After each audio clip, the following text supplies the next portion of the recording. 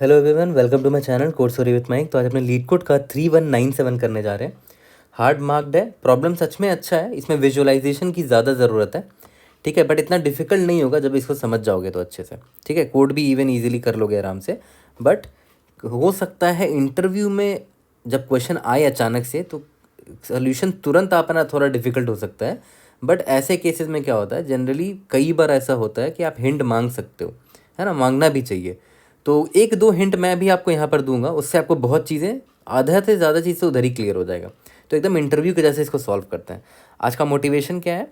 Never ever under estimate your self. सबसे बड़ा problem आज के टाइम पे यही है, लोग दूसरों को देख के खुद को कम समझने लगते हैं। दूसरों की जॉब लगी, आपको लगता है यार मेरी नहीं लग रही, तो आपको लगता है आप में कमी है। ऐसा कुछ है नहीं, है ना। If other people are doing it so can you. आप भी कर सकते हो। The only difference is trying. या हो सकता है उन्होंने ज़्यादा बार ट्राई किया, फेल किया, फिर ट्राई किया। हो सकता है आपने नहीं किया होगा ट्राई, इसीलिए क्विट मत किया करो, है ना। So don't quit, try and prove your self. अगर कोई कर पा रहा है तो आप भी कर सकते हो, ये भरोसा पहले रखना पड़ेगा आपको खुद पर। Okay, lead number 3197, find the minimum area to cover all ones. कल ही हमने इसका पार्ट 1 बनाया है ना, पार्ट 1 कल ही बनाया था। ठीक है, तो देखते हैं आज के प्रॉब्लम में डिफरेंट क्या है। ऐसा, you are given a 2D binary array grid, you need to find 3 non overlapping rectangles having non zero areas. 3 non overlapping rectangles चाहिए, having non zero areas with horizontal and vertical sides. ठीक है, such that all the ones in the grid lie inside these rectangles. मतलब जितने भी once हैं ना आपके grid में जो प्रेजेंट है, उनको आपको 3 रेक्टेंगल में बांट देना है। ओके, और वो ओवरलैपिंग नहीं होने चाहिए। और उन तीनों रेक्टेंगल का आपको एरिया निकालना है, और मिनिमम कित और तीनों का सम निकाल देना है, तीनों एरिया का। तो minimum possible sum of the area of these rectangles आपको फाइंड करना है। ठीक है, note that the rectangles are allowed to touch but not allowed to overlap. जैसे इस एग्जांपल को देखो, यहाँ पर कितने वन है, एक यहाँ पर वन दिख रहा है, यहाँ दिख रहा है, यहाँ दिख रहा है, यहाँ दिख रहा है, यहाँ दिख रहा है। तो रेक्टेंगल ऐसा बनाना है, 3 रेक्टेंगल आपको ऐसा बनाना है सच दैट सारे वन कवर हो जाए। ठीक है, तो अगर देखा जाए तो एक पॉसिबिलिटी ये बन रहा था कि अब मैं रेड पेन से आपको दिखाता हूँ कि मैं क्या क्या पॉसिबिलिटी सोच रहा था। मैंने सोचा कि मैं एक काम करता हूँ, मैं एक रेक्टेंगल ऐसा बना लेता हूँ, एक रेक्टेंगल ऐसा बना लेता हूँ, और एक रेक्टेंगल ऐसा बना लेता हूँ। ठीक है, देखो सारे वन कवर तो हो गए और 3 रेक्टेंगल भी बन गया। तो एक काम करते हैं, सबका एरिया निकालते हैं। इसका एरिया देखो तो क्या है, इसका एरिया 1 है, 1x1। इसका एरिया क्या है, 1x1। इसका एरिया क्या है बताओ तो, 3x1, है ना, 1x3 बोल सकते हो इसको। तो सम कितना निकल के आएगा, 3 4 5, आंसर आया 5। ठीक है, और क्या पॉसिबल है, और भी पॉसिबिलिटी है देखा जाए तो। एक ये भी पॉसिबिलिटी था कि आप इसको ऐसे बना सकते हो जैसे एग्जांपल में दे रखा है, ऐसे, है ना। इस बार तीनों का अगर आप एरिया देखो तो इसका एरिया 2 है, इसका एरिया 1 है, इसका एरिया 2 है। 2 2 4 1 5, अभी भी आंसर 5 ही आ रहा है। यानी कि देखा है तो 5 से छोटा शायद आप नहीं ला पाओगे, कुछ भी ट्राई कर लो। ठीक है, तो आपका आंसर यहाँ पर 5 है। ओके, यानी कि मल्टीपल पॉसिबल तरीके हो सकते हैं मिनिमम एरिया निकालने का। आपको बस मिनिमम एरिया निकालना है ना। ठीक है, देखते हैं हमारा और थॉट प्रोसेस क्या होगा। तो देखो ध्यान दो, सबसे पहले तो ये सोचना है कि भाई, जो हिंट मैं आपको देना चाह रहा था कि रेक्टेंगल बनता कैसे है। जैसे मान लेते हैं आपको ये ग्रिड दिया हुआ है, तो रेक्टेंगल कैसे बनता है? रेक्टेंगल कब बनता है, जब आप ये लाइन से ड्रॉ करते हो। जैसे मान के चलते हैं आपने एक ऐसा लाइन ड्रॉ कर दिया, ठीक है। तो अभी आपको 2 रेक्टेंगल दिख रहा होगा, और वो 2 रेक्टेंगल क्या है वो मैं आपको दिखाता हूँ। एक रेक्टेंगल ये है पूरा, और एक रेक्टेंगल ये है पूरा। बट आपको 3 रेक्टेंगल चाहिए, मतलब आपको एक लाइन और ड्रॉ करना पड़ेगा।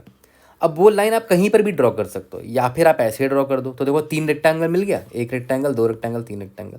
या फिर आप ऐसे भी तो ड्रॉ कर सकते थे, मतलब एक ऐसे ड्रॉ कर दिया तो ऊपर का एक रेक्टेंगल मिल गया। बट आपको 3 रेक्टेंगल चाहिए, तो एक काम करो, एक लाइन ऐसे ड्रॉ कर दो। तो देखो दूसरा रेक्टेंगल ये, तीसरा रेक्टेंगल ये। या फिर ऐसे भी तो कर सकते थे कि एक लाइन यहाँ ड्रॉ कर दो, तो दूसरा रेक्टेंगल ये बन जाएगा, तीसरा ये बन जाएगा।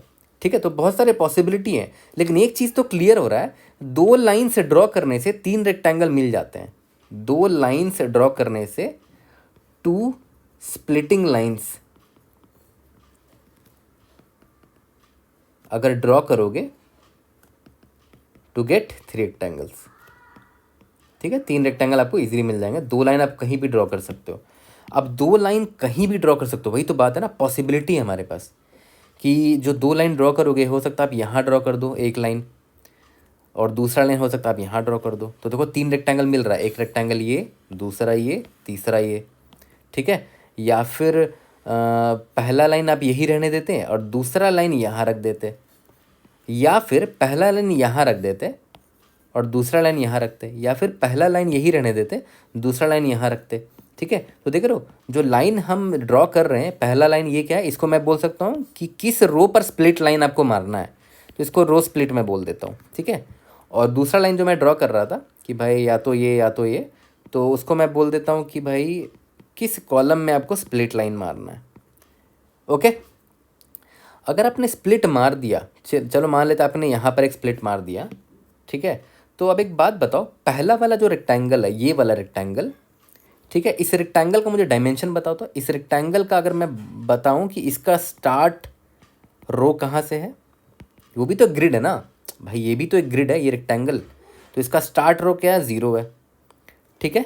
और एंड रो क्या है, एंड रो भी 0 ही है, मतलब देखा है तो आपने रो नंबर 1 पर एक्चुअली में आपने रो स्प्लिट एक मारा है ना, रो स्प्लिट देखो तो आपने यहाँ मारा है एक्चुअली में रो नंबर 1 में, ठीक है। तो एंड रो में 1 बोल देता हूँ, मतलब ये लेकिन इंक्लूसिव नहीं है ना, मतलब मैं क्या बोल रहा हूँ, स्टार्टिंग रो 0 है और एंडिंग रो 1 का मतलब क्या हुआ कि 1 से पहले ही यहाँ पर स्प्लिट मारा गया है, मतलब स्प्लिट एक्चुअली में 1 पर मारा गया है यहाँ पर। तो आपको रेक्टेंगल 0 से 0 तक का ही मिलेगा, इतना पार्ट मिल पाएगा, ठीक है।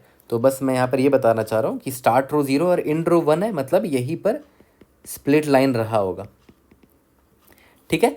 और अभी इसी रेक्टेंगल को मैं देख रहा हूँ, इसी रेक्टेंगल को अभी मैं देख रहा हूँ, इसका स्टार्टिंग कॉलम क्या है भाई, इसका स्टार्टिंग कॉलम ये है और एंडिंग कॉलम ये है, जो नेचुरल हमारा दिया हुआ था।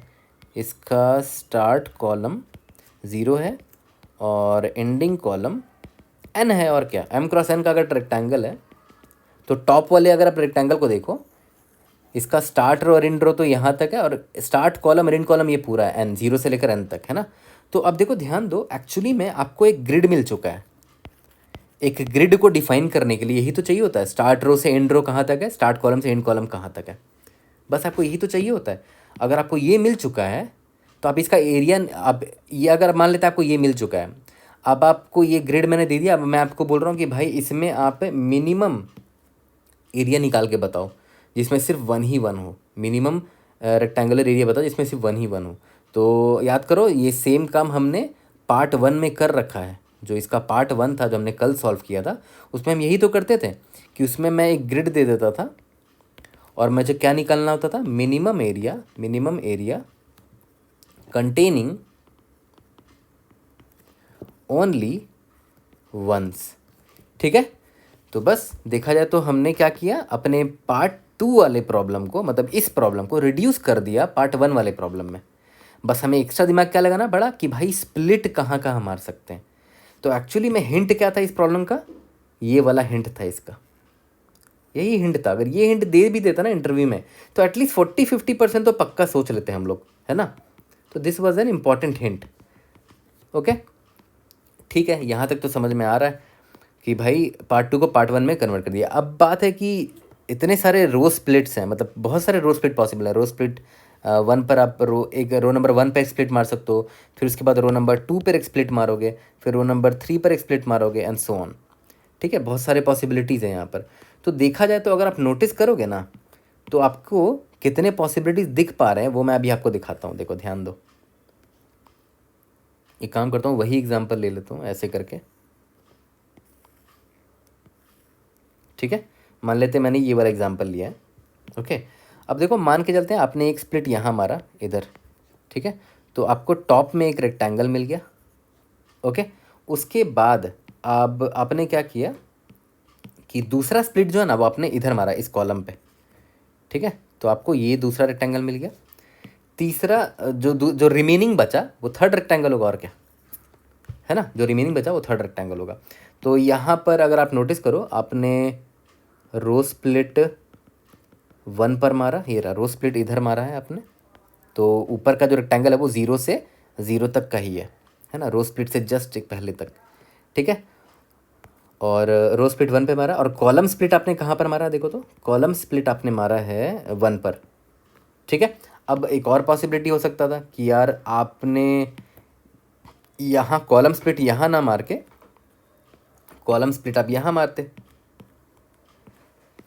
तो इस बार होता क्या कि आपको ये रेक्टेंगल नीचे मिलता और नीचे राइट में आपको ये रेक्टेंगल मिलता।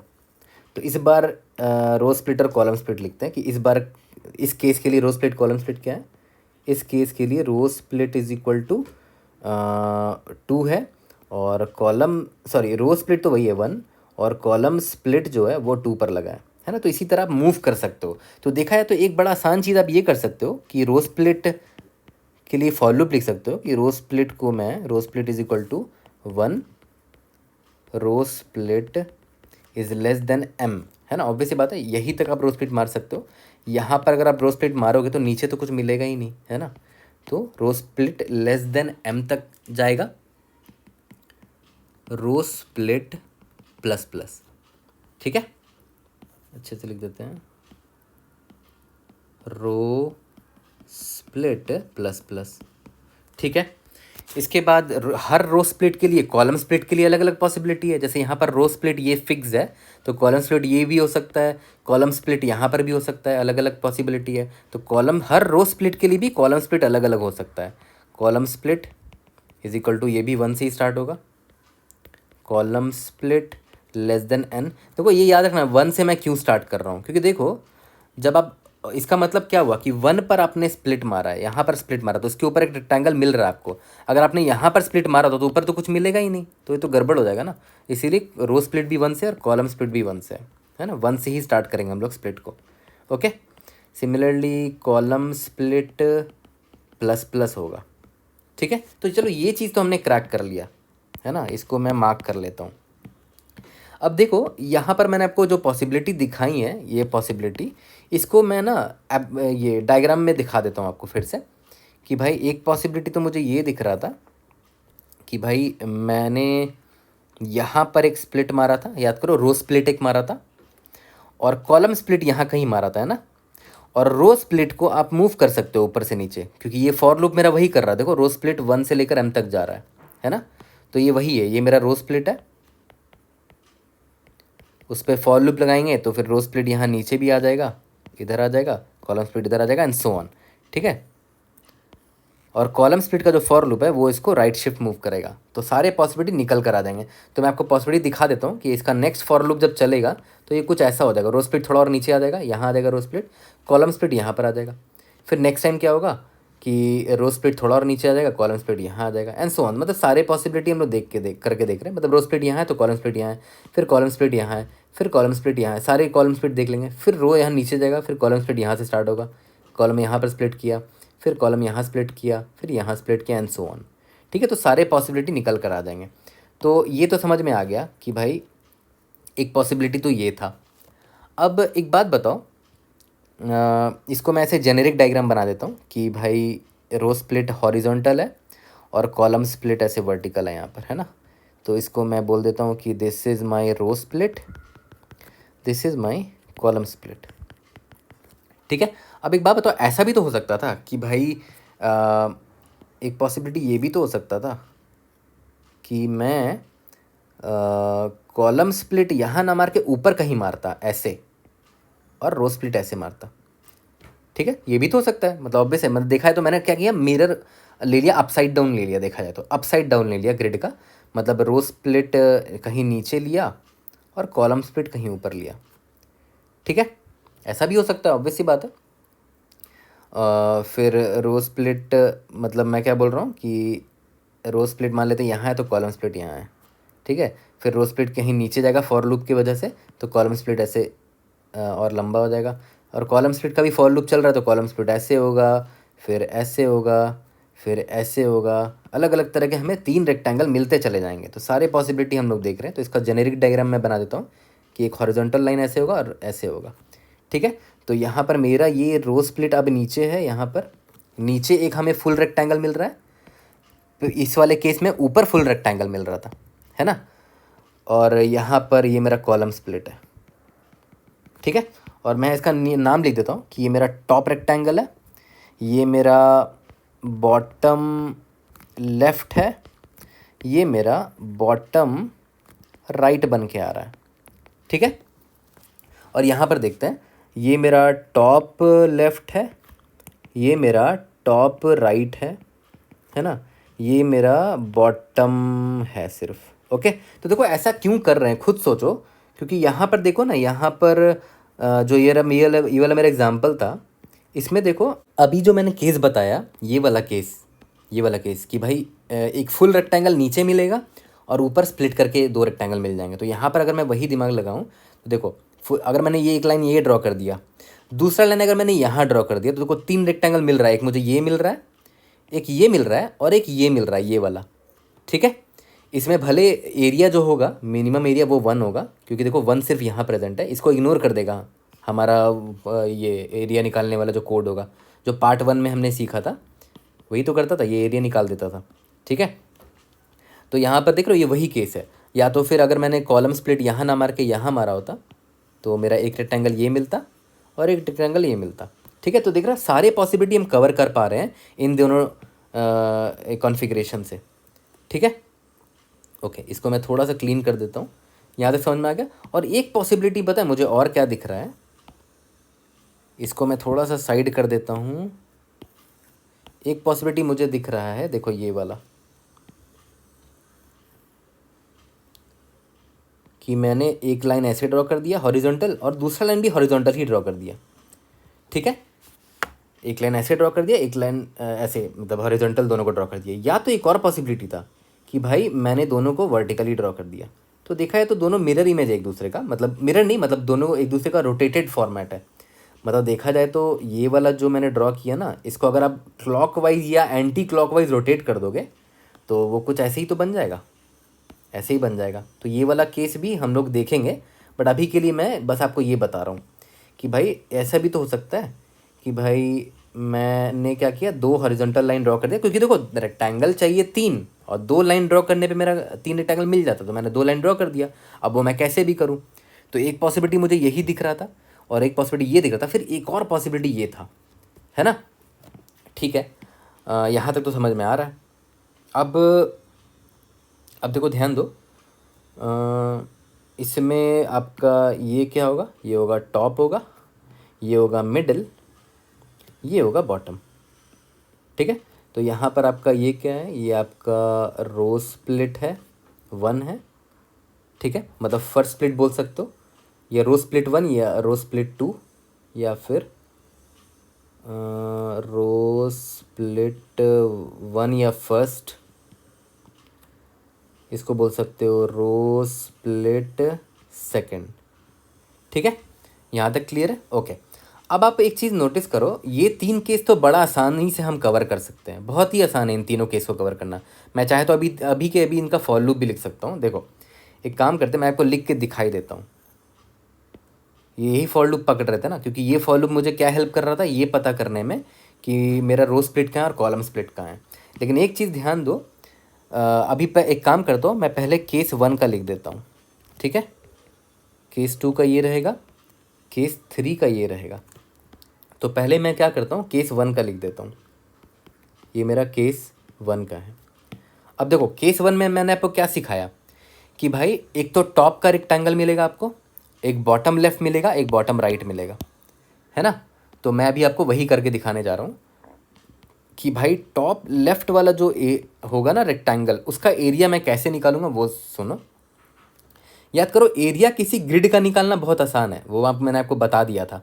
बस आपको पता ये करना है कि उस ग्रिड का स्टार्ट रो एंड रो क्या है, स्टार्ट कॉलम एंड कॉलम क्या है। क्योंकि किसी भी ग्रिड को अगर आपको डिफाइन करना तो उसका स्टार्ट रो पता होना चाहिए और एंड रो पता होना चाहिए और स्टार्ट कॉलम और एंड कॉलम पता होना चाहिए, ग्रिड बन जाएगा और क्या, है ना। तो मैं क्या करूँगा, टॉप लेफ्ट का एरिया निकालने के लिए अपना वही याद करो, पार्ट 1 वाला कोड लिख दूंगा, जो याद है मिनिमम एरिया निकाल के देता था। कल ही हमने पार्ट 1 सॉल्व किया इसी प्रॉब्लम का। मिनिमम एरिया वाला फंक्शन कॉल कर दूंगा, सेम फंक्शन कॉल कर दूंगा और उसमें बता दूंगा कि जो मेरा ग्रिड है ना, ये टॉप लेफ्ट वाला जो ग्रिड है, सॉरी टॉप लेफ्ट नहीं है ना, ये टॉप है, सॉरी केस 1 में क्या है, ये टॉप है, ओके। ध्यान दो, ये केस 1 जो है वो टॉप है ना, ठीक है। तो टॉप में जो मेरा एरिया निकल कर आएगा, उसका स्टार्टिंग रो क्या है, 0 है, उसका एंडिंग रो क्या है, याद करो मैंने आपको बताया था, याद करो जहाँ पर स्प्लिट मारा है मैंने वो एंडिंग रो है, उसके जस्ट पहले तक का रेक्टेंगल वैलिड होगा। तो यहाँ पर मैं लिख देता हूँ कि मैंने यहाँ पर रो स्प्लिट मारा था, तो रो स्प्लिट वाला फॉर लूप मैंने यहाँ लिख रखा है। ठीक है, यानी कि 0 से रो स्प्लिट तक का एक ग्रिड है। ओके, रो स्प्लिट इंक्लूडेड नहीं है क्योंकि रो स्प्लिट में मैंने स्प्लिट मारा है एक्चुअली में, है ना, यहाँ पर स्प्लिट मारा है एक्चुअली में। तो देखो यहाँ पर ध्यान दो, अगर मान लेते हैं ये वाला जो एग्जांपल था, अगर आपने स्प्लिट यहाँ रो नंबर 1 पर मारा है तो आपका ऊपर का जो रेक्टेंगल है वो 0 से लेकर 0 तक ही है, रो स्प्लिट से जस्ट एक पहले तक। ठीक है, तो यहाँ पर मैंने क्या किया, 0 से रो स्प्लिट दे दिया और उसका कॉलम क्या है, 0 से n है। टॉप लेफ्ट का कॉलम देखो ना, 0 से n है पूरा का पूरा। ठीक है, और ग्रिड भेज दो, बस यही ग्रिड, तो यही तो इन्फॉर्मेशन चाहिए मिनिमम एरिया निकालने के लिए, है ना। तो ये इस एरिया में वो निकाल देगा मिनिमम एरिया जिसमें सिर्फ 1 ही 1 है। और ये याद करो, ये कोड एग्जैक्टली कॉपी पेस्ट करेंगे हम लोग पार्ट 1 का जो हमने सीखा था कल, है ना। टॉप हो गया, उसके बाद दूसरा क्या है, बॉटम लेफ्ट है ना केस 1 में। केस 1 में देखो तो यहाँ बॉटम लेफ्ट है, हाँ बढ़िया। तो बॉटम लेफ्ट का लिखते हैं, बॉटम लेफ्ट भी आप खुद से लिख सकते हो, वीडियो पॉज करके खुद से लिखो अभी के अभी। मिनिमम एरिया बॉटम लेफ्ट का अगर मैं आपको बोलूँ कि भाई इसका स्टार्टिंग रो क्या है, तो देखो स्टार्टिंग रो इसका एक्चुअली में रो स्प्लिट से है ना, ये रहा रो स्प्लिट से स्टार्ट हुआ है। और एंडिंग रो देखो तो यहाँ एंड तक है, ऑब्वियस सी बात है, इसकी बात कर रहा हूँ मैं, है ना, इसकी बात कर रहा हूँ। तो एंडिंग रो क्या है, एम है, याद करो एम इंक्लूडेड नहीं होता है ना। जिस तरह यहाँ पर रो स्प्लिट इंक्लूडेड नहीं था, यहाँ पर एम इंक्लूडेड नहीं है। ठीक है, और इसका स्टार्टिंग कॉलम क्या होगा, 0 होगा, है ना। और एंडिंग कॉलम क्या होगा, जहाँ पर कॉलम का स्प्लिट हुआ है ना। और ग्रिड भेज दिया मैंने। अब ध्यान से मैच करो, देखो बॉटम लेफ्ट स्टार्टिंग रो ये है, एंडिंग रो ये है, स्टार्टिंग कॉलम ये है, एंडिंग कॉलम ये है ना। उसके बाद bottom right, bottom right is equal to same वही मिनिमम एरिया। वीडियो अब तो आप वीडियो पॉज करके इन तीनों का कोड लिख सकते हो, देखा जाए तो इन तीनों का कोड लिखो। उसके बाद एक और चीज़ है जो मिसिंग है और जो एक्चुअली में मुझसे मिस हुआ था, एक टेस्ट केस गलत हुआ तब समझ में आया, and that is totally fine, है ना। गलती करने से ही कोई सीखता है, इंटरव्यू में भी गलती करना है, इज़ टोटली ओके। ऐसा नहीं है कि भाई रिजेक्ट कर देगा तुरंत, ठीक है। तो वो भी मैं आपको डिस्कस करूँगा, बट एटलीस्ट ये 3 तो मैं फिगर आउट कर पाया हूँ, है ना। बट एक केस आपको यहाँ पकड़ में आया था जो मैंने आपको बोला था कि बाद में डिस्कस करूँगा। देखो यहाँ पर हॉरिजॉन्टल लाइन मैंने से ड्रॉ किया, वर्टिकल लाइन तो ड्रॉ करके दिखाया ही नहीं, तो देखेंगे उस पर भी आएंगे हम लोग, बट पहले इसको समझ लेते हैं। बॉटम राइट का क्या है भाई, स्टार्टिंग रो वही है, इसका भी रो स्प्लिट से लेकर एंडिंग रो एम तक है। और स्टार्टिंग कॉलम क्या है, याद करो, जहाँ से कॉलम स्प्लिट हुआ है, और एंडिंग कॉलम एन है, और ये ग्रिड है। ठीक है, एज सिंपल एज दैट। तो बस इतना ही था। और जो आपको एक रिजल्ट नाम का वेरिएबल ले लेना, is equal to minimum of result का ऑलरेडी जो वैल्यू रहा होगा, कॉमा, ये तो 3 रेक्टेंगल मिले उनका एरिया का जोड़ कर दो, top plus bottom left plus bottom right. ठीक है, और अगर आपने कल वाला पार्ट 1 वाला वीडियो नहीं देखा तो ज़रूर से देख लेना, क्योंकि उसी के मदद से ये मिनिमम एरिया वाला कोड मैंने कॉपी पेस्ट मार दूंगा उसको। ठीक है, वहाँ से एरिया मिल जाएगा, बस मैं तीनों को ऐड कर दूंगा। ठीक है, तो ये डबल फॉर लूप समझ में आ गया केस 1 के लिए।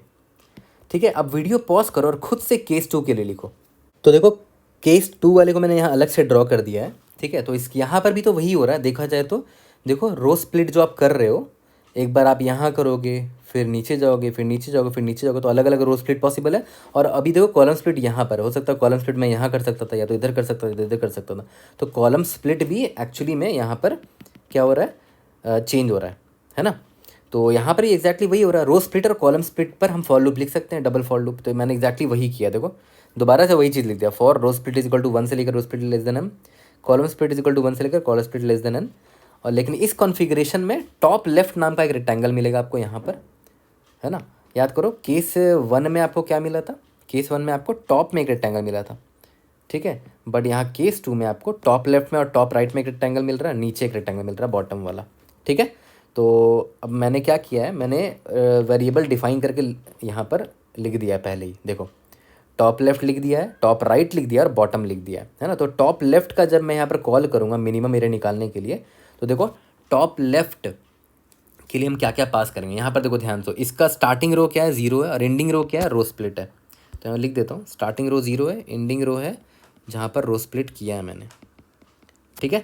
और इसका स्टार्टिंग कॉलम क्या है, स्टार्टिंग कॉलम 0 है और एंडिंग कॉलम क्या है जहाँ पर कॉलम स्प्लिट किया है मैंने, ठीक है। और जो ग्रिड जो है वो तो भेजना ही पड़ेगा आपको, ठीक है। कितना इजी था देखो, टॉप लेफ्ट का अपने स्टार्टिंग रो एंडिंग रो, स्टार्टिंग कॉलम एंडिंग कॉलम लिख दिया। इसी तरह टॉप राइट और बॉटम का खुद से लिख के दिखाओ, वीडियो पॉज कर लो और खुद से लिखो, ठीक है। मैं टॉप राइट का लिखता हूँ। इसका टॉप राइट का जो रो है, स्टार्टिंग रो वही है और एंडिंग रो भी वही है।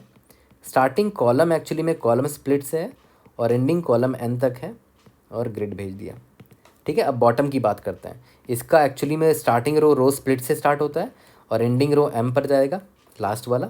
और स्टार्टिंग कॉलम 0 है और एंडिंग कॉलम एन है और यहाँ पर ग्रिड भेज दिया, क्योंकि देखो जो बॉटम वाला जो रेक्टेंगल है उसका कॉलम देखो यहाँ से स्टार्ट और यहाँ पर एंड है, पूरा कवर हो रहा है ना। लेकिन रो जो है वो यहाँ से यहाँ तक का है, ओके। अब एक चीज़ बताओ, यहाँ पर एक ऑप्टिमाइजेशन कर सकते थे, अलग से फॉर लूप लिखने की क्यों ज़रूरत है। ये फॉर लूप देखो ध्यान से देखो, इस फॉर लूप को और इस फॉर लूप को, दोनों एग्जैक्टली सेम है। तो हम क्या करेंगे, ये वाला लिख देंगे और उसके बाद नीचे ये भी लिख देंगे, है ना। अलग अलग फॉर लूप लिखने की ज़रूरत ही नहीं थी एक्चुअली में। और हाँ, यहाँ पर एक लाइन, हाँ रिजल्ट ये वाला मैंने लिखना दिखाना भूल गया आपको। Result is equal to minimum of result plus top left plus top right plus bottom, ठीक है। इन तीनों का सम ले लिया, ठीक है। और देखा है तो इन दोनों फॉर लूप को आप मर्ज कर सकते हो, है ना। एक ही फॉर लूप लिखना ये वाला और ये 4 लाइन, ये वाला 4 लाइन और ये वाला 4 लाइन उसी फॉर लूप के अंदर लिख देना, तो दोनों को मर्ज कर सकते हो। तो यहाँ मैं लिख देता हूँ कि merge case 1 and case 2 in first double for loop, है ना। अलग अलग फॉर लूप लिखने की ज़रूरत नहीं है, in one double for loop,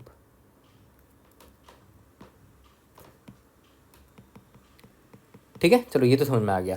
अब क्या इसी डबल फॉर लूप के अंदर तीसरा केस को भी कवर किया जा सकता है? नहीं किया जा सकता, क्यों? क्योंकि देखो केस 3 में ना कॉलम स्प्लिट तो है ही नहीं, केस 3 में कॉलम स्प्लिट है नहीं, सिर्फ रो स्प्लिट है, ठीक है। और मतलब रो स्प्लिट भी 2 तरीके का है, रो स्प्लिट 1 है, रो स्प्लिट 2 है। तो कॉलम तो थर्ड वाले केस को मैं यहाँ अलग से आपको लिख के दिखा देता हूँ, ड्रॉ करके दिखा देता हूँ। याद करो कॉलम, ये वाले थर्ड वाले केस में हम लोग कर क्या रहे हैं, आपका रो स्प्लिट 1 है ये, रो स्प्लिट 2 है ये, ठीक है। ये आपका केस 3 है। तो कॉलम स्प्लिट यहाँ है ही नहीं, तो सेम फॉर लूप के अंदर इसको भी नहीं डाल पाएंगे, केस 3 को नहीं डाल पाएंगे। केस 3 के लिए अलग से डबल फॉर लूप लिख लेंगे। और डबल फॉर लूप क्यों लिख रहे हैं? क्योंकि 2 लाइन ड्रॉ करना है।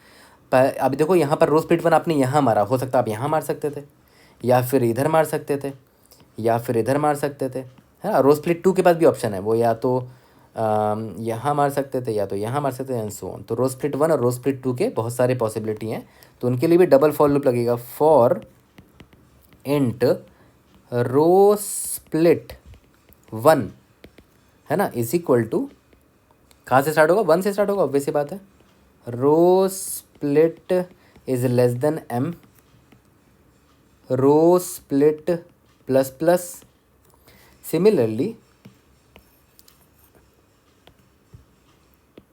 रो स्प्लिट 2 के लिए भी फॉर लूप लिख देंगे, row split 2, row split 2, row split 2 plus plus, यहाँ रो स्प्लिट 1 प्लस प्लस, दो डबल फॉर लूप हो गया। अब इसके बाद यहाँ 3 ही रेक्टेंगल हमें मिलता है, पहला टॉप, दूसरा मिडल में एक मिलता है, इसका नाम मिडल रख देता है, तीसरा बॉटम, है ना। इस कॉन्फ़िगरेशन में तो यही 3 रेक्टेंगल मिलेगा। तो देखा जाए तो पता है हम अपने अप्रोच को क्या, अपने अप्रोच से करना क्या चाह रहे हैं, सारे पॉसिबिलिटी देख रहे हैं। टॉप जितने पॉसिबल स्प्लिट्स पॉसिबल है ना, सब पॉसिबिलिटी देख पा रहे हैं हम लोग, ठीक है। तो और कोई चारा भी नहीं है, मतलब आपको ऑप्टिमल निकालने का कोई ट्रिक ही नहीं है, आप कोई ट्रिक नहीं है, आपको सारे स्प्लिट देखने ही पड़ेंगे कर करके, है ना। क्योंकि आपको क्या पता कौन सा 1 किस एरिया में आ जाए और किससे आपको मिनिमम एरिया मिल जाए, बट इट्स नॉट पॉसिबल। तो आपको सारे पॉसिबल स्प्लिट्स देखने ही पड़ेंगे। तो हम एक्चुअली में इस अप्रोच में वही कर रहे हैं, ठीक है। तो यहाँ पर भी एग्जैक्टली वही करेंगे, मिनिमम एरिया कॉल करेंगे, तीनों के लिए सेम होगा। बस आपको क्या करना है, उनका स्टार्टिंग रो, स्टार्टिंग कॉलम, एंडिंग रो, एंडिंग कॉलम सही भेजना है, ओके। तो पहले देखते हैं मिनिमम टॉप का, देखते हैं इसका स्टार्टिंग रो यहाँ पर है और एंडिंग रो देखो रो स्प्लिट 1 तक है ना। तो स्टार्टिंग रो 0 है एंडिंग रो स्प्लिट 1 से है, स्टार्टिंग कॉलम 0 है, एंडिंग कॉलम n है, ग्रिड। ठीक है। सिमिलरली इसका देखते हैं, तो ये रो स्प्लिट 1 से लेकर रो स्प्लिट 2 तक है, और कॉलम 0 से n है हमेशा तीनों के लिए। और बॉटम वाले को देखो तो वो रो स्प्लिट 2 से लेकर लास्ट रो तक है, मतलब m ना, m 0 से n कॉलम है और इसका ग्रिड है। ठीक है। और यहाँ पर भी वही करेंगे, रिजल्ट को अपडेट कर दो, result is equal to minimum of top plus middle plus bottom को ऐड कर दिया, और ऑलरेडी जो रिजल्ट का वैल्यू रहा होगा, result is equal to minimum of result comma this. ठीक है, यहाँ तक क्लियर हुआ। फिर फाइनली क्या करेंगे, कुछ नहीं करना, रिटर्न रिजल्ट कर देंगे। ठीक है, यहाँ तक क्लियर हो गया। अब देखो, देखा है तो हमने ये 3 केस कवर कर लिया है ना, 3 केस कवर कर लिया आराम से, बड़े इजी था। अब कुछ केस जो हमने इजीली मिस कर दिया था वो था कि भाई, एक तो मुझे साफ साफ दिख गया था कि ये जो बंदा है, ये जो ग्रिड है जो मैंने बनाने की कोशिश कर रहा हूँ, इसका वो भी तो वर्जन हो सकता है कि मैं इसको ऐसे स्प्लिट मारता। यहाँ पर मैं दिखा देता हूँ कि भाई एक केस ये भी तो था, केस 4 को तो हमने कंसिडर ही नहीं किया, सॉरी नीचे जाके ड्रॉ करते हैं। केस 4 आपने इसको तो ड्रॉ ही नहीं किया, क्योंकि आपने केस 3 याद है ये लिया था, हॉरिजॉन्टल लाइन ड्रॉ करने का लिया था, वर्टिकल लाइन ड्रॉ करने का आपने लिया ही नहीं। ठीक है, तो अब देखो ध्यान दो, अगर आप नोटिस करो, मान के चलते हैं आपका 2D अरे कुछ ऐसा था, 1 1 1 1 0 1 0 0 1 मान लेते हैं ऐसा था। तो केस 3 अगर आप याद करो तो हम एक रो स्प्लिट ऐसे मारते थे और एक ऐसे मारते थे, कैसे भी मार सकते हैं, हो सकता है फिर रो स्प्लिट यहाँ नीचे मार देते हैं एंड सो ऑन। अगर और बड़ा अरे होता तो मान लेते इतना बड़ा अरे है 0 1 0 1, तो रो स्प्लिट एक आप यहाँ मार सकते थे, एक यहाँ मार सकते थे, या फिर रो स्प्लिट आप एक यहाँ मार सकते थे और दूसरा यहाँ मार सकते थे। तो वो आपको साफ साफ दिख रहा है। तो एक स्प्लिट मैं आपको करके दिखाता हूँ, एक कन्फिग्रेशन बस करके दिखाता हूँ। इसको एग्जांपल को वापस से छोटा ही कर देते हैं। मान के चलते हैं आपने एक स्प्लिट यहाँ मारा, एक स्प्लिट यहाँ मारा, ठीक है। और अब इस वेक्टर को मैं दोबारा यहाँ ड्रॉ करता हूँ, 1 1 1 था, 1 0 1 था, 0 0 1 था। ठीक है, अब देखो ध्यान दो मैं बोल रहा हूँ कि हॉरिजॉन्टल वाला तो केस 3 में कवर हो जा रहा है, बट वर्टिकल वाला केस का क्या। वर्टिकल वाला केस मतलब कि अगर मैं लाइन ऐसे ड्रॉ करता, ऐसे, इस केस का क्या। तो इस बार मुझे ये रेक्टेंगल मिल रहा है, ये रेक्टेंगल मिल रहा है, ये रेक्टेंगल मिल रहा है ना। तो अब ये केस कब कवर होगा, ये केस के लिए अलग से फॉर लूप लिखना पड़ेगा, हाँ वैसे लिखना पड़ेगा। या फिर आप अलग से फॉर लूप ना लिख के, पता है क्या कर सकते थे, देखो आप अलग से फॉर लूप कर सकते हो, कोई दिक्कत नहीं है, हर केस के लिए अलग से डबल फॉर लूप लिख लो। जैसे इसका आपको स्टार्ट रो और एंड रो पता है, इस रेक्टेंगल का स्टार्ट कॉलम एंड कॉलम पता है ना। इसमें क्या होगा, कॉलम स्प्लिट 1 होगा, ये कॉलम स्प्लिट 1, ये कॉलम स्प्लिट 2 होगा। बट पता है उससे भी एक बड़ा सिंपल तरीका क्या है, अगर आप नोटिस करो, अगर आप वर्टिकल, जैसे यहाँ पर देखो आपको हॉरिजॉन्टल रेक्टेंगल मिला है 1 1 1 1 0 1 0 0 1, बट मुझे चाहिए था वर्टिकल रेक्टेंगल्स भी चाहिए था, वो भी एक अलग केस है ना। तो पता है कुछ मत करो, इसको एंटी क्लॉक या क्लॉकवाइज रोटेट कर दो, इसी ग्रिड को एंटी क्लॉक या क्लॉकवाइज रोटेट कर दो। मैं काम करता हूँ, इसको ना क्लॉकवाइज रोटेट कर देता हूँ। तो देखो क्लॉकवाइज अगर इसको रोटेट करूँ तो देखो क्या होगा, मेरा 2D ग्रिड कैसा बन जाएगा वो देखना। 1 1 1 यहाँ आ गया, 1 0 1 यहाँ आ गया, देखो ये इधर आ गया है ना, क्योंकि आपने राइट क्लॉक मतलब इसको क्लॉकवाइज रोटेट किया है, और 0 0 1 यहाँ आ गया। अब पता क्या करो, अब वर्टिकल स्प्लिट ना करके अभी भी हॉरिजॉन्टल ही स्प्लिट मार दो। देखो केस 3 ही मार दो, अभी भी याद करो केस 3 क्या था, हॉरिजॉन्टल स्प्लिट था ना। अभी भी केस 3 ही मार दो, लेकिन अपने रोटेटेड वाले अरे में केस 3 मारा है, रोटेटेड अरे में केस 3 फिर से लगा दिया।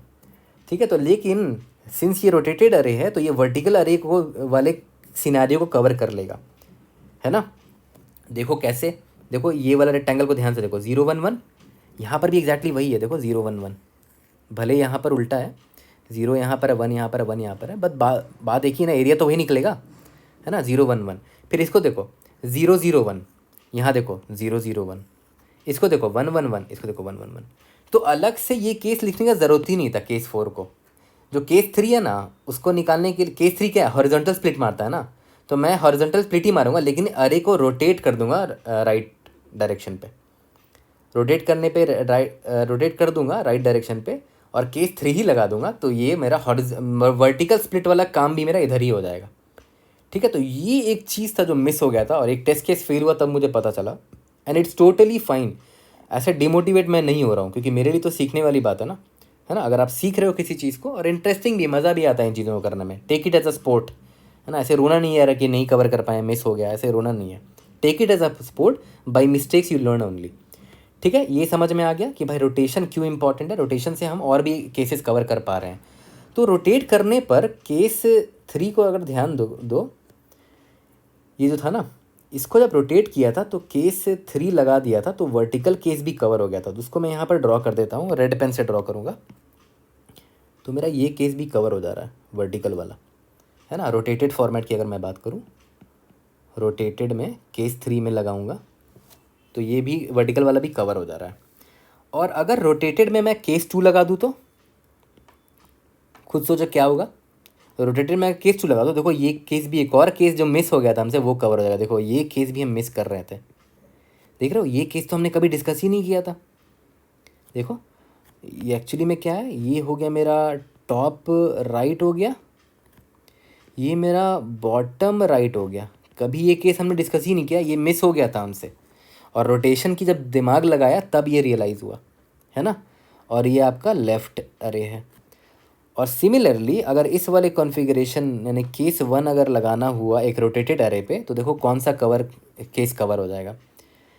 एक यहाँ पर एक राइट नाम का एक रेक्टेंगल मिलेगा आपको, full rectangle right hand side में, एक स्प्लिट यहाँ पर होगा, ये होगा मेरा टॉप लेफ़्ट, ये होगा मेरा बॉटम लेफ़्ट।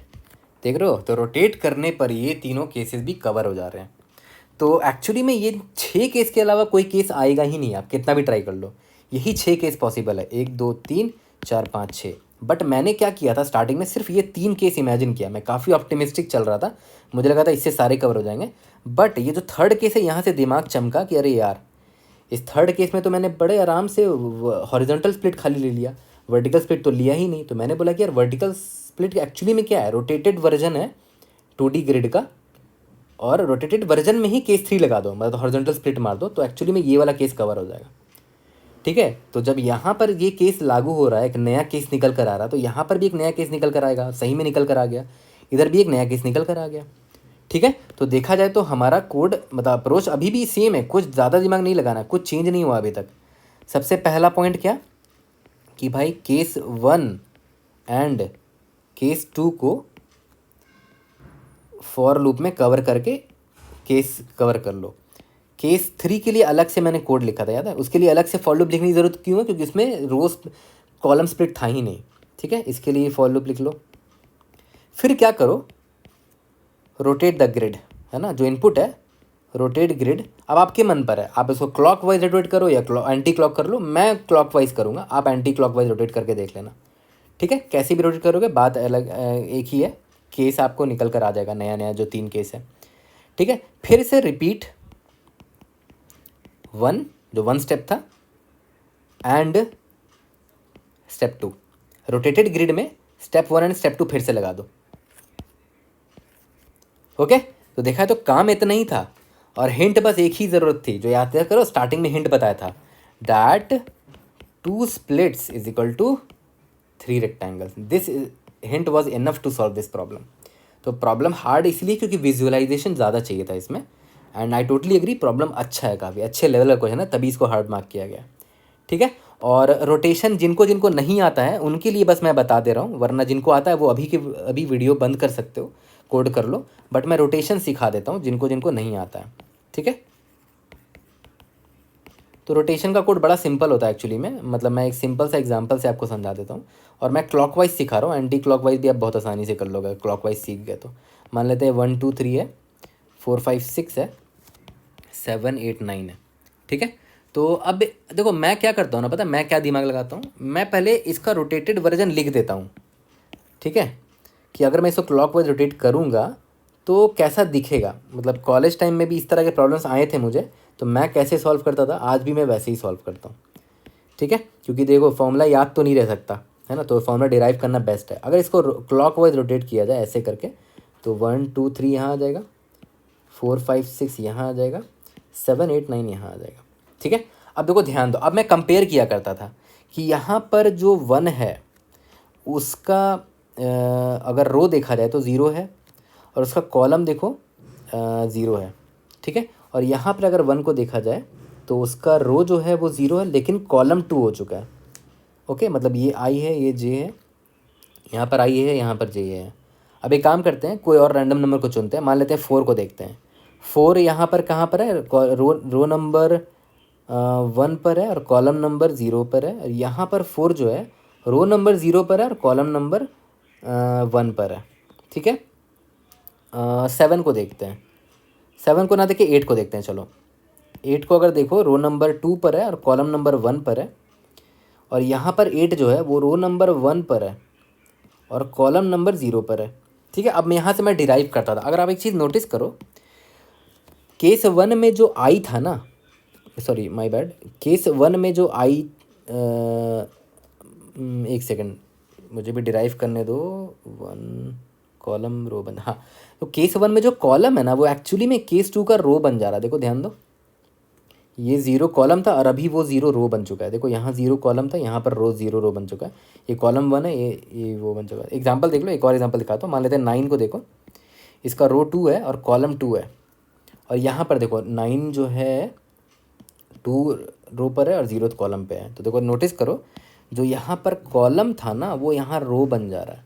तो एक चीज़ तो आप गारंटीड कह सकते हो कि जो मेरा ओरिजिनल ग्रिड है ना, ओरिजिनल ग्रिड जो भी मेरा है आई कॉमा जे पर जो है, और जो भी एलिमेंट होगा ग्रिड ऑफ आई कॉमा जे पे, वो रोटेटेड ग्रिड में ना उसका पोजीशन चेंज हो चुका होगा।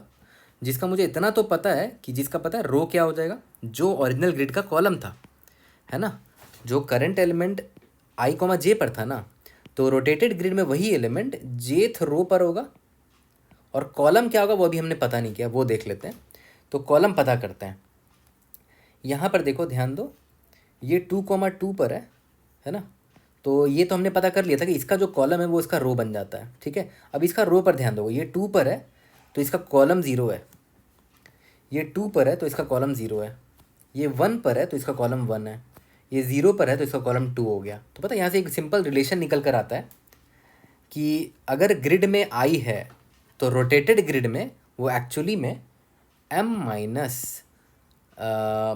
आई माइनस 1th कॉलम में होगा, ठीक है। m आपका क्या है देख लेते हैं, m आपका 3 है और n आपका 3 है, ठीक है। तो 3 माइनस आई माइनस 1, ठीक है। 3 माइनस इसका निकालते हैं, ठीक है। 3 माइनस आई क्या है, 0 माइनस 1 दैट इज़ 2 आ गया। तो देखो यहाँ पर कॉलम 2 है ना। यहाँ पर देखते हैं 3 माइनस आई, यहाँ पर क्या है 1 है, 1 माइनस 1 दैट इज़ 1 आ गया। देखो यहाँ पर 1 है। यहाँ पर देखते हैं 3 माइनस ग्रिड में आई क्या था 2 था, यहाँ पर 2 माइनस 1 दैट इज़ 3 माइनस 3 0 आ गया। देखो यहाँ पर कॉलम 0 है। यहाँ पर देखते हैं 3 माइनस आई, यहाँ पर आई 2 है, 2 माइनस 1 दैट इज़ 0, ठीक है। तो यहाँ पर एक और चीज़ क्लियर क्या हो गया कि m माइनस आई माइनस 1, ठीक है। और तो ये चीज़ जनरली मेरे जहन में है क्योंकि मैंने ऐसे बहुत सारे प्रॉब्लम बनाए जिसमें रोटेशन की ज़रूरत पड़ती है, और ये चीज़ ध्यान में रह गया मेरे कि जो आई जे है ना वो एक्चुअली में ग्रिड वाले में जे और m माइनस आई माइनस 1 में चला जाता है। और ये किसके लिए है, ये क्लॉक वाइज रोटेशन के लिए है, ठीक है।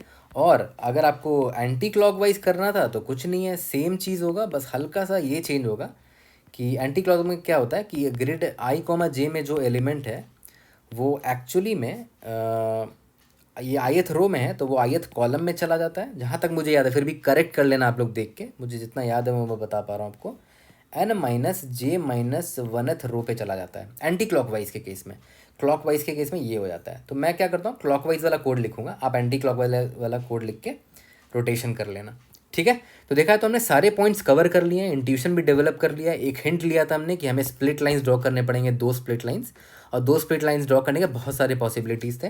और कुछ केसेस जो मिस हुए वो इजीली दिख गया हमें कि रोटेशन से मिल जा रहे हैं हम लोग, तो रोटेशन भी हमने यहाँ पर सीख लिया है। अब जब कोड करेंगे तो लाइन बाय लाइन सारी चीज़ें करेंगे और इसको फिनिश करते हैं। इसका कोड स्टार्ट करते हैं। मैंने एम रन डिफाइन कर लिया। सबसे पहला केस 1 और केस 2 पे याद है मैंने बोला था सेम फॉर लूप पे लिख सकते हैं, क्योंकि दोनों के लिए रो स्प्लिट और कॉलम स्प्लिट का डबल फॉर लूप चलता है ना। Row split is equal to 1, row split is less than M, row split plus plus for int column split is equal to 1, column split less than N, column split plus plus, ठीक है। अब ये वाले case में क्या क्या था, सबसे पहला जो हमारा था इसमें int top is equal to, याद करो मिनिमम एरिया निकालने के लिए मैंने बोला था ना कि हम वही कॉपी पेस्ट कर लेंगे इसका पार्ट 1 वाला कोड, मिनिमम एरिया, ठीक है। वही फंक्शन कॉपी कर लेंगे, उसको बस उसका पैरामीटर चेंज कर देंगे, क्योंकि याद करो मिनिमम एरिया वाला मैं आपको कोड एक बार दिखाता हूँ। ये कल वाला प्रॉब्लम है, find the minimum area to cover all ones, part 1 है। तो उसमें याद करो बस ये ग्रिड लेता था। अब हम क्या करेंगे, ग्रिड के साथ साथ हमें इसका ग्रिड का स्टार्टिंग रो, स्टार्टिंग कॉलम सब कुछ बताना पड़ेगा, है ना। तो यहाँ पर मैं लिख देता हूँ कि भाई स्टार्टिंग रो क्या था, 0 था, रो स्प्लिट था, एंडिंग रो, और 0, n था, ग्रिड था, ठीक है। सिमिलरली टॉप के बाद बॉटम लेफ्ट आ रहा था, यहाँ पर मिनिमम एरिया लिख देते हैं। यहाँ पर रो स्प्लिट से लेकर m, 0 से लेकर कॉलम स्प्लिट एंड ग्रिड, ठीक है। सिमिलरली बॉटम राइट का अगर मैं देखूँ, मिनिमम एरिया रो स्प्लिट से लेकर m, कॉलम जो होगा कॉलम स्प्लिट से लेकर n, ग्रिड, ठीक है। और यहाँ पर अपडेट कर लेंगे, result is equal to minimum of result comma top plus bottom left plus bottom right, ठीक है। अब अलग से डबल फॉलो लिखने की ज़रूरत नहीं है, सेम यहीं पर मैं वो वाला केस भी लिख देता हूँ जो मैंने बताया था। एक और जो केस था इंट, जिसमें क्या होता था कि इंट टॉप लेफ्ट मिलता था और इंट टॉप राइट मिलता था और इंट बॉटम मिलता था, है ना।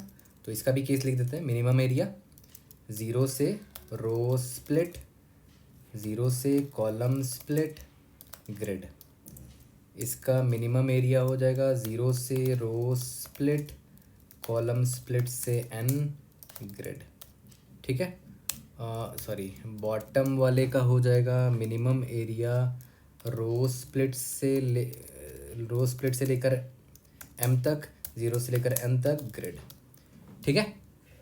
और यहाँ पर भी सेम चीज़ करेंगे, result is equal to minimum of result comma top left plus top right plus bottom, ठीक है। ये हो गया मेरा, वो दोनों केस कवर हो गया जो मैंने बताया था। अब इसके बाद एक और केस याद है, हॉरिजॉन्टल लाइन वाला, ठीक है। उसके लिए अलग से यहाँ पर मैं डबल फॉर लूप लिख देता हूँ। For int split 1 is equal to 1, split 1 जो है लेस देन m तक जाएगा, स्प्लिट 1 जो है प्लस प्लस होगा, ठीक है। उसके बाद फॉर इंट स्प्लिट 2 जो होगा वो याद करो, स्प्लिट 1 प्लस 1 से स्टार्ट होगा, क्योंकि देखो स्प्लिट 1, हाँ ऑब्वियस ना, इसके बाद से स्टार्ट होगा स्प्लिट 1 प्लस 1, और स्प्लिट 2 जो होगा वो लेस देन m होगा, स्प्लिट 2 जो होगा वो प्लस प्लस होगा, है ना, ठीक है। ओके, और कुछ तो मिस नहीं कर रहे हम लोग, लेट्स सी, नहीं। Int top is equal to minimum area 0 से स्प्लिट 1, 0 से n, starting column ending column and grid, ठीक है। इंट मिडल का क्या होगा, मिनिमम एरिया ऑफ स्प्लिट 1 से लेकर स्प्लिट 2 और 0 से लेकर n, ग्रिड। और इंट जो बॉटम वाला होगा, मिनिमम एरिया स्प्लिट 2 से लेकर m, 0 से लेकर n, ग्रिड, ठीक है। Result is equal to minimum of result comma top plus middle plus bottom. Okay, I think we are good. Return result कर देंगे यहाँ पर। अब हमें क्या क्या लिखना है? सबसे पहले तो मैंने आपको बोला था कि भाई ये मिनिमम एरर निकालने वाला केस देख लेते हैं ना। ये वाला जो था, इसी कोड को मैं कॉपी पेस्ट कर लेता हूँ, ठीक है। यही कोड कॉपी पेस्ट करता हूँ और इसको यहाँ पर पेस्ट कर देता हूँ। ओके, ठीक है। अब यहाँ पर लेकिन हमें क्या क्या पास कर रहे थे याद है? इंट स्टार्ट रो और int end row, int start column, int end column और ग्रिड भेज रहे थे। यही सब चीज़ें भेज रहे थे, ठीक है। तो इसके हिसाब से मुझे मिनिमम एरे वाला कोड को अपडेट करना पड़ेगा, है ना। तो एम और एन तो ठीक है, मिनिमम कॉलम एम है, एन है, ठीक है ठीक है ठीक है, बाकी सब सही है। यहाँ पर देखो, ये ज़ीरो से नहीं स्टार्ट होगा, ये स्टार्ट रो से स्टार्ट होगा